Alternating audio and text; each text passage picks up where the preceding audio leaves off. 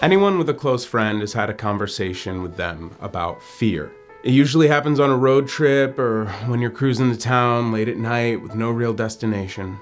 The people who know me well know that I'm afraid of a few things. Cancer is one of them. I'm both fascinated and terrified of that. But a big one that affects me almost every single night is my fear of mirrors. It stems from an old childhood memory. One so old that it could honestly be just a made-up memory from being told the same story over and over and over again. But what I remember, what I've dreamt of time and time again, is this incident from preschool.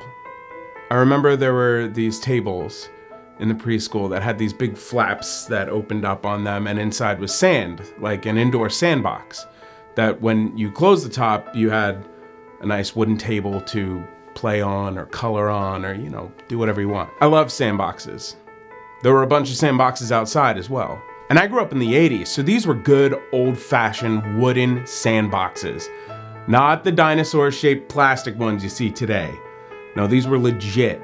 Back in the day when you used your own imagination instead of what you were told to imagine by the people who built these plastic monstrosities. What if one day I didn't want to be in Prehistoria? What if I wanted to be on a pirate ship or in a cloud city? What if I wanted to, I don't know, be in a sandbox, like just a plain old sandbox? What then? No, you have to think about dinosaurs. Whatever, it's not a big deal. What is important is that I used to love the idea of flying.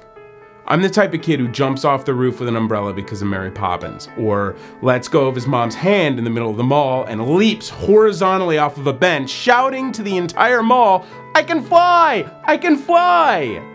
But before all of that was this first attempt. All the way back in preschool.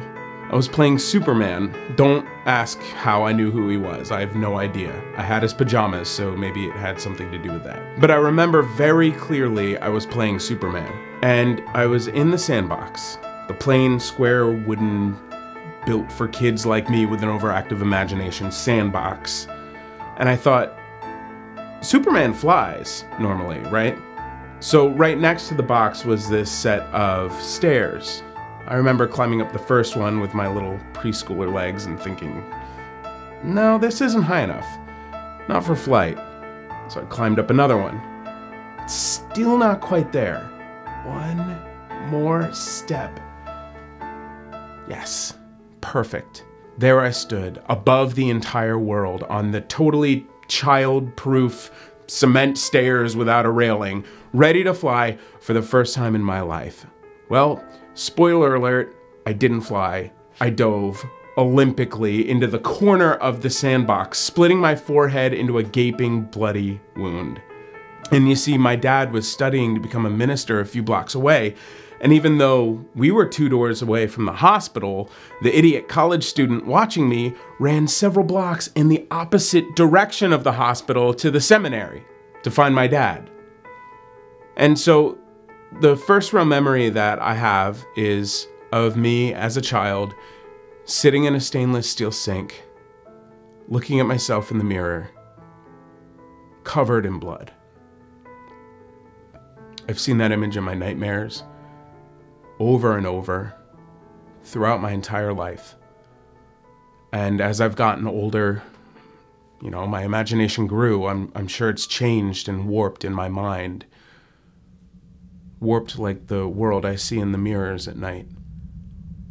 When the darkness around my reflection takes shape and moves. I try to avoid them, mainly because that's when I see that bloody child staring back at me, crying, changing, evolving, growing. I think something changed in me that day when I hit my head. Something woke up, I think. A sense, an awareness. And ultimately, I think that's the reason that I started seeing him.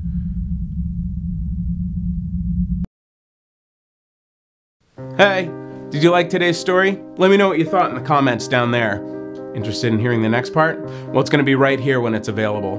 I release a new scary story every Friday, and over there you will see that there is a link to my paranormal investigations channel, where I go to Minnesota and go ghost hunting with Ghost Stories Incorporated. It's 100% true, unadulterated documentary footage of what we find out there in the Midwest.